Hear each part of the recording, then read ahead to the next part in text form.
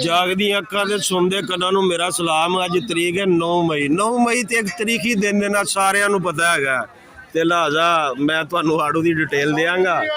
ते आड़ू है चकोर है 850 में 900 में बिकता है ये माशाल्लाह खूबसूरत माल है ये।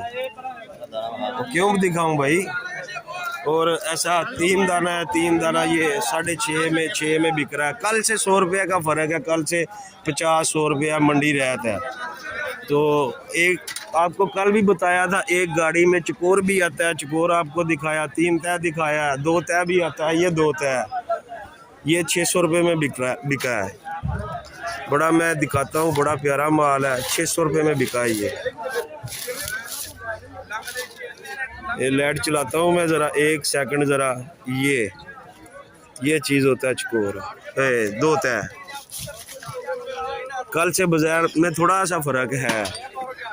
और ये चकोर छोटी है, ये 750 में बिकी है। और इस अंकल के पास होता है ये माल।